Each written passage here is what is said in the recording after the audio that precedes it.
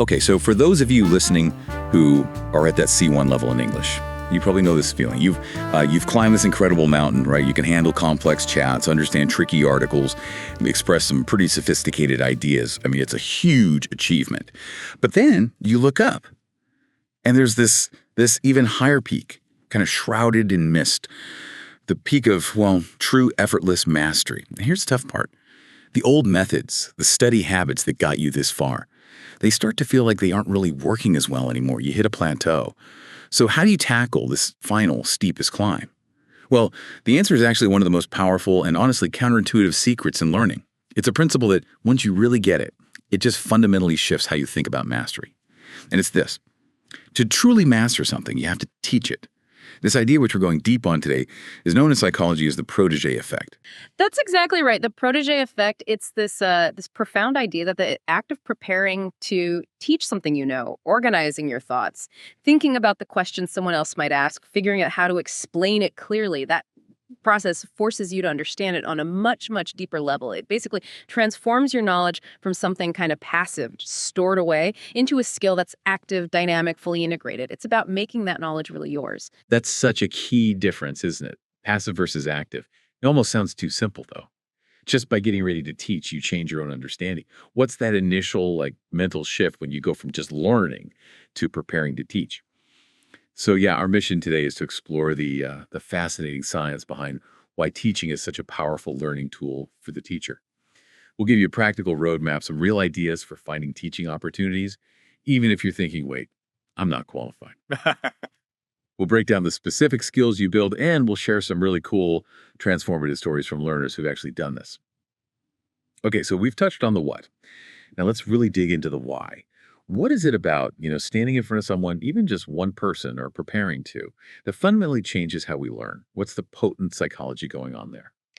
Yeah, I find that so true. I definitely remember hours spent reading, feeling like, okay, I got this, only to realize 5 minutes later I couldn't actually explain it. Traditional study, it's mostly passive input, right? Reading, listening, reviewing flashcards maybe. But teaching, that's like the ultimate form of active recall, isn't it? I mean, to explain something like the third conditional, that the tricky one for hypothetical past stuff, or the kindy differences between two similar words, you can't just passively recognize them. You have to actively pull that information out of your brain, structure it logically, and then, say it clearly. It's a real workout for your mind. Exactly. And this effortful retrieval, it isn't just about remembering in the moment. It actively strengthens the neural pathways tied to that knowledge and makes it much more durable, more accessible for you later on. You're essentially, stress testing your own understanding. And by doing that, you're not just recalling it, you're fortifying it. You're making it stronger. And here's where it gets really interesting for me.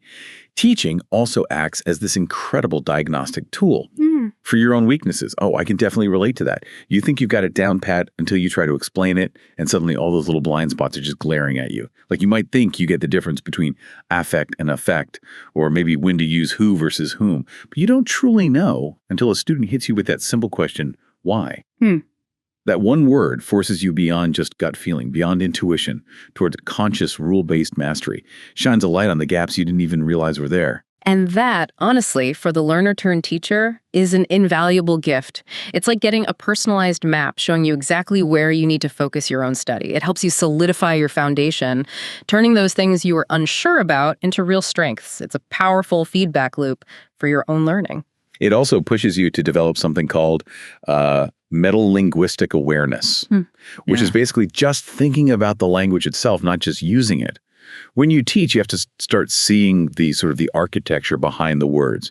Why do we say I'm interested in politics, but I'm good at chess? What's the subtle feeling difference between I'm not happy and I'm unhappy? As a C1 learner, you probably use these correctly just by instinct, by feel. But as a teacher, you've got to figure out how to explain the underlying logic, the patterns. Right. And this process of deconstruction, of taking it apart to explain it, it gives you a level of conscious control and precision over the language. It's something you just can't get through immersion alone. It's like understanding how the engine works, not just knowing how to drive the car. You gain this depth that lets you use the language with way more intention. And then there's the communication aspect. Teaching is fundamentally an act of profound communication. You learn how to simplify complex ideas, break them down. You get good at using analogies, metaphors, connecting abstract grammar rules to concrete things people already understand. And crucially, you develop empathy. You start seeing the language from your student's point of view, anticipating where they might get confused. I imagine those skills must be useful way beyond just teaching English. Oh, absolutely. These aren't just teaching skills. They are, at their core, leadership skills, persuasion skills, really high-level interpersonal skills. They transfer directly to situations like, the boardroom, leading a team, negotiating a deal. They're universally valuable because, well, they're about connecting with another person and getting an idea across effectively. It's fundamental. Okay, so understanding why it works is one thing. But I think for many people listening, the next big question is the how. How do you actually find chances to teach, especially if you're not a formal teacher or if the whole idea feels kind of daunting? Right. And the key, as you mentioned, is you don't have to jump into a formal classroom. Start small. Start informally. You really don't need a certificate to get the benefits of this protege effect. Think about your workplace, for example. Is there maybe a junior colleague, perhaps someone less confident with their English? You could offer to be an informal mentor. Maybe spend, say, 30 minutes a week looking over an email they wrote or helping them practice a presentation. It's low stakes, but it gets you explaining things. Or what about language exchange partners? If you have one, you could sort of supercharge it. Instead of just a casual 50-50 chat, maybe propose that for your English half, you'll actually be the teacher.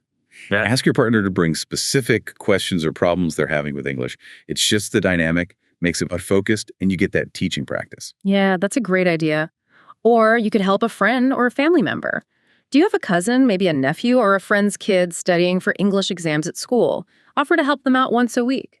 And actually, tutoring a beginner or intermediate learner can be really good for you. It forces you to solidify your own grasp of those fundamental grammar rules, the ones you probably use automatically now, but maybe struggled with yourself way back when. And if you're looking for something maybe a bit more structured, but still on a volunteer basis, lots of cities have community centers, libraries, or maybe organizations that support refugees. They often run free English classes or conversation clubs. You could volunteer as a conversation partner or maybe assist a teacher in a classroom. It's a fantastic way to get experience in a supportive setting. Plus, it feels good to give back. Definitely. And then there's the online world. Platforms like italki and Preply, they have a category called community tutors. Yeah. You don't need formal teaching certificates for that. You basically offer conversation practice or informal help based on your strengths as a fluent non-native speaker. You might even earn a little bit of money while you're effectively boosting your own learning through teaching. And for learners who are really proactive, maybe a bit entrepreneurial, there's always the digital stage. Becoming a content creator. You could start a really niche blog or an Instagram account, maybe a small YouTube channel. Focus on a very specific aspect of English, often aimed at speakers of your own native language. Something like, common English mistakes for Spanish speakers or advanced business idioms explained. The barrier to entry online is so low now. And the beauty of that is that the process itself. Just researching and scripting content for, let's say, a 5-minute video, it forces you to master that topic completely. You simply can't explain something simply and clearly if you don't fully grasp it yourself first. It's like the ultimate test of your own understanding. Okay, so let's say you've found an opportunity, maybe mentoring, maybe tutoring, maybe starting that Instagram account. How do you actually teach effectively, especially when you're still a learner yourself? That's a big hurdle for many, I think. The key seems to be reframing your role, right? You're not pretending to be some all-knowing professor. Exactly. Think of yourself as a guide, a fellow traveler who's just maybe a few steps further down the path. And rule number 1, absolutely crucial. Embrace the phrase, I don't know, but let's find out together. You absolutely positively do not need to know everything. And trust me, students will ask you questions you can't answer on the spot. Don't panic. Don't bluff. The best thing you can say is something honest, like, wow, that's an excellent and tricky question. My gut feeling is X, but I'm not 100% sure on the rule. Let's look it up together right now. That honesty does so much. It builds incredible trust with your student. It also shows them really good learning habits. And, crucially, it lets you learn right there in the moment. It's a total win-win-win situation. I've definitely found some of the biggest learning moments came when a student asked something I thought I knew and then realized, oops, I need to dig deeper here. Okay, rule number 2, become a master of analogy. Analogies are like the bridges between confusion and understanding, aren't they? As a C1 learner, you often understand grammar intuitively. You just know it sounds right. But as a teacher, you need to explain it logically. Analogies are your best friend here. For sure. Like when explaining the present perfect tense, which can be tricky, you could say, think of it like a bridge. It's a tense that connects a past action to the present moment. It shows why that past thing matters now. Or for prepositions, another tough area. Okay, prepositions are like the GPS of a sentence. On is usually for surfaces, in is usually for enclosed spaces, and at is for specific points or times. These concrete pictures just make abstract rules way easier to grasp. I love that GPS of a sentence one. And rule number 3, this is one of my favorites, and it ties right back into the protege effect itself. Practice the art of simplification, sometimes called the Feynman technique, after the physicist Richard Feynman. He famously said something like, if you can't explain a concept to a 6-year-old, you don't really understand it. So before you even try to teach something, practice explaining it in the absolute simplest terms you can manage. No jargon. Exactly. And that process, that act of radical simplification, it forces you to strip away all the extra stuff and get right down to the core idea. It's an incredibly powerful way to deepen your own understanding. Even if you never actually explain it to anyone else, it just clarifies your own thinking so much. And as you step into that teaching role, you'll naturally start needing specific phrases, a kind of toolkit to structure your explanations. Like, for introducing an idea, you might find yourself saying, okay, let's break this down. Or, right, the key thing to remember here is, or maybe a good way to think about this is, heck. And when you're using one of those great analogies, you could say, think of it like this. Or, okay, here's a helpful metaphor for this. A C and checking for understanding, absolutely vital. Don't just lecture. Ask things like, does that make sense so far? Or, okay, could you try making a sentence using that? Or even, so in your own words, what's the main difference between X and Y? Right. And giving corrections gently is so important too. It's really an art form.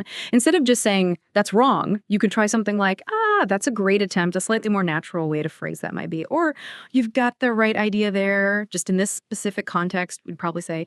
Or even, yeah, I see exactly what you mean, just a tiny tweak on the preposition there. It's all about building their confidence, not knocking it down. Okay, so we've covered the why it works, the who and where for finding opportunities, and some tips on how to actually do it effectively. Now let's make this really concrete. Let's look at how this whole protege effect principle has actually played out for some advanced learners, helping them reach that, that final summit of mastery. Yeah, these stories really bring it to life. Our first one is about Elena. She's a senior software engineer, originally from St. Petersburg. Now, her C1 English was generally strong, good enough for everyday work, but she felt it lacked a certain authority, a precision, especially in high-stakes technical meetings. In her field, engineering, precision with language is critical. She sometimes used words that were almost right, but not quite, and she felt her ideas were getting, maybe discounted a bit, not because the ideas were weak, but because her delivery wasn't quite as crisp as she wanted. Right. I can see how that would be frustrating. So feeling a bit stuck, she tried a new approach. She volunteered to be an informal English mentor for a new junior developer on her team, Ricardo, who'd just moved from Brazil. Now, outwardly, her goal was to help Ricardo adjust, but her secret, sort of primary goal, it was really to help herself level up her own English. And the experience was, a revelation for Elena. Ricardo started asking these really specific questions, like, is it better to say the system is efficient or performant? And Elena paused. She realized, I use both, but I can't actually explain the subtle difference with confidence. So she said, that's a fantastic question. Honestly, let's find out together. They spent maybe 20 minutes digging into it, comparing definitions, looking at usage examples. And this happened again and again with technical terms like framework versus library. Each time, the act of preparing to explain it clearly to Ricardo forced Elena to take apart her own intuitive understanding and rebuild it on solid logical rules. She learned to choose her technical words with the same kind of precision she used when writing code. Wow. And did it make a difference in those meetings? Oh, yeah. The change was apparently quite dramatic. She started speaking with this new level of clarity and authority. She could articulate complex technical trade-offs really easily because she had already practiced breaking them down into simple terms for Ricardo. It's fascinating, isn't it? By stepping up to be a teacher, she unintentionally became her own most demanding and effective student. Exactly. Okay, next up, let's talk about Mateo. He's a university student in Bogota, really passionate about English literature. He could read Shakespeare, handle complex academic texts, no problem. But his own spoken grammar, A bit inconsistent. His knowledge felt largely intuitive, and he felt this frustrating gap between the sophisticated thoughts in his head and how they sometimes came out, maybe a bit clumsily, in conversation. Okay, so sophisticated reader, slightly shaky speaker. What did he do? Well, partly to earn a bit of extra cash, he put up a flyer offering English tutoring to local high school students. His first student was a 15-year-old named Sophia, and she was really struggling with the difference between the past simple and the present perfect. Classic, tricky area. So in their first lesson, Matteo tried to explain it. And it was, he admitted later it was basically a disaster. He knew when to use them himself, mostly, but he couldn't explain why in a way a beginner could understand. He ended up using all this grammatical jargon that just confused Sophia more, and honestly, it left him feeling like a bit of a fraud. Ah, the classic curse of knowledge hitting hard. So that must have been a wake-up call. Totally. He Yeah. felt quite humbled by it. He realized he had a major gap in his own conscious understanding. So that week, he didn't just quickly review the grammar. He went on a proper deep dive. He read articles, watched explanation videos, specifically looking for the simplest, clearest ways to put it. And he spent ages creating analogies. For the present perfect, he came up with this idea he called the evidence in the room analogy. He explained it like, imagine you walk into a room, you didn't see the action happen, but you see the evidence right now. Like the window is broken, the evidence, the broken glass is right here, right now. That connection between the past action and the present result, that's present perfect. That's a great analogy. So did it work for Sophia? It did. In the next lesson, he used that analogy, and apparently her eyes just lit up. She said, "Oh, I get it." And Matteo said in that exact moment, he got it too, on a much deeper level than ever before. Teaching basically became his personal learning lab. He came up with nicknames. The third conditional was the time machine tense. Phrasal verbs were the Lego blocks of English. For every single concept he had to teach Sophia, he first had to absolutely master it himself with total clarity. It was slow work, but it was systematically plugging the holes in his own knowledge, turning him into a master of the very rules that used to trip him up. Brilliant. Okay, one more story. This is Anya, a marketer based in Warsaw. She was ambitious, really wanted to establish herself as a thought leader in her field, and she knew that meant creating content in English, maybe blog posts, social media, that kind of thing. But her confidence was pretty low. She kept thinking, who am I, a non-native speaker, to teach anyone anything, especially about marketing in English? Yeah, that's a common fear, the imposter syndrome. How did she get past that? She cleverly reframed the whole idea. She told herself she wasn't going to be a teacher in the formal sense. Instead, she'd be a curator and a fellow learner sharing interesting things she found. So she started an Instagram account. She called it @GlobalMarketingPL, PL for Poland. And her focus was on deconstructing the persuasive language used in famous English language advertising campaigns. Each week, she'd pick a big one, like Nike's Just Do It or Apple's Think Different. Okay, so she's analyzing ads. How did that become teaching? Well, her teaching process was actually her own intense learning process, disguised as content creation. She'd spend hours researching the campaign history, painstakingly transcribing the ad copy, and then analyzing the rhetorical devices they used. Like, she did a whole post on Nike's use of anaphora, that technique of repeating words or phrases for impact. Then she'd create a simple, visually nice Instagram post explaining one key persuasive technique she'd found. The very act of creating this weekly content forced her to master concepts from rhetoric, copywriting, the psychology of persuasion, all on a really deep level. And of course, she was constantly practicing her own communication skills, writing clear captions, even recording short videos explaining her insights. Wow, that's clever. So she was learning by teaching, just through creating content. Did it work out for her? It really did. Her account started to grow, attracting other marketing professionals in Poland who found her clear breakdowns really valuable. So by teaching in this way, she was inadvertently building her personal brand, growing her network, and her confidence just soared. Get this. About a year later, she got invited to speak on a panel at a major marketing conference in Berlin. The topic: communicating across cultures, lessons from global ad campaigns. And the best part, her talk was basically already prepared. She'd been teaching the core concepts to her followers for months. She stepped onto that stage not because she'd initially declared herself an expert, but because she'd humbly taken on the role of a teacher first. These stories are fantastic. They really show the power of this. So wrapping things up, the core takeaway here seems to be that the path from C1 to that really high level of English mastery, it isn't just about learning more words or more grammar rules.